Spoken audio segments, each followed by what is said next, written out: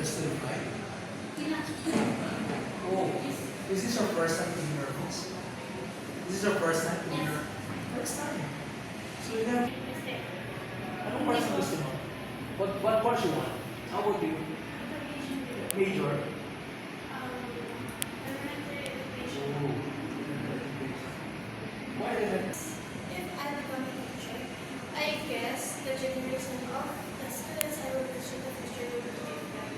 So I still want them to learn how to respect big hand to elders, not because they are uneducated, because most of them What tawag mo? psychology, secondary. Introduce yourself in English.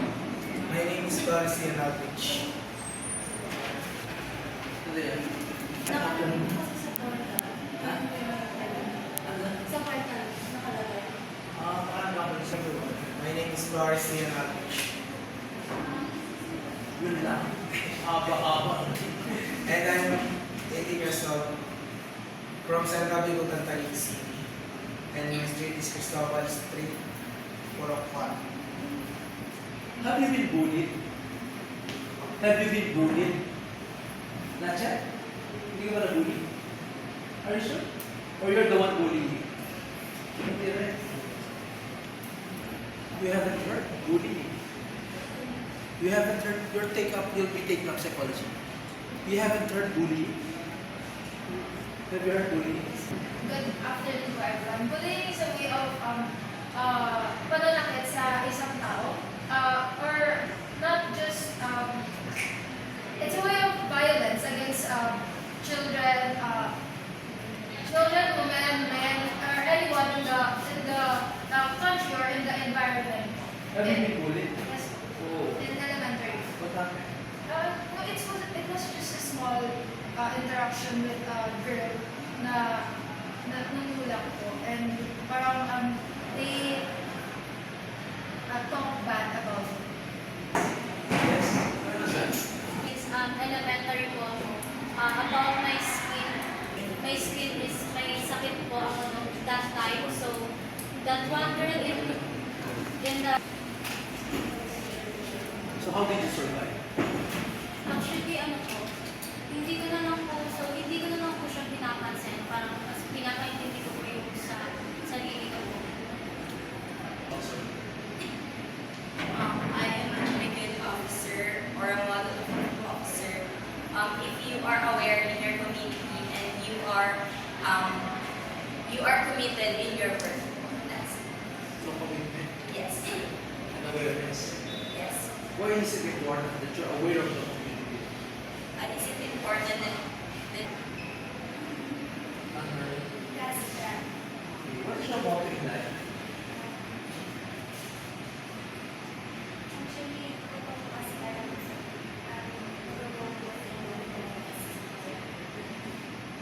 Okay.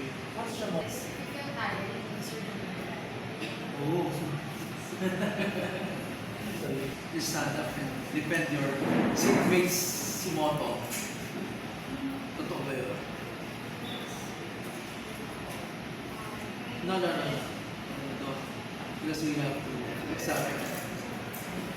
How about you? What's your motto in life? No motto?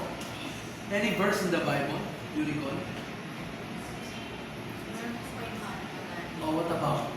if you want to Change the world. yes, Sabi ko na yun. If you want to change the world, then you have to change yourself. You agree? Oh, explain. because if you want to change the world, you have to change yourself para makapag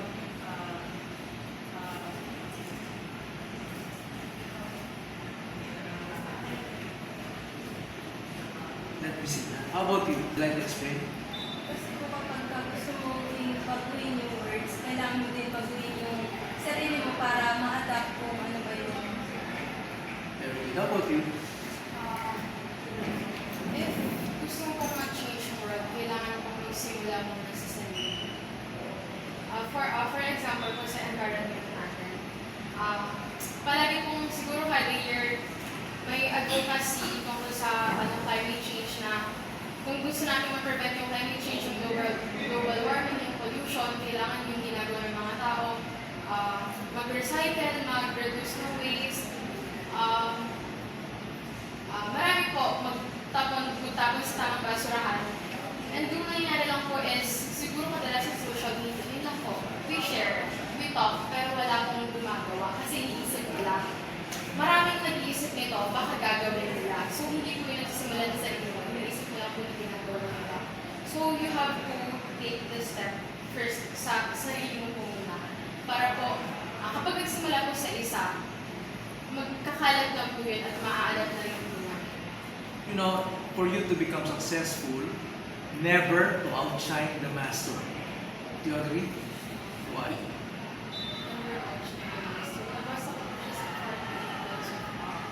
Yes, galing pa. Maxwell? Hindi ko pa po siya na-master. No, never outshine the master. Tama, I agree with you. Galing pa. John Maxwell, nabasa mo. Rules of power, right? That's rule number 1. So, hindi ko po No, you just explain that. Even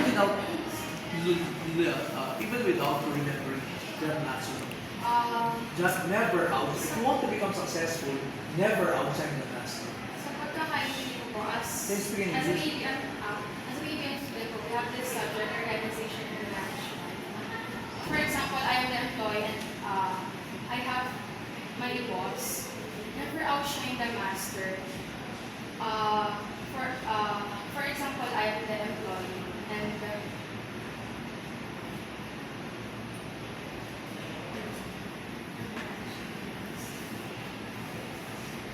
Okay, I'll get back to you. Excuse me. Associate, we are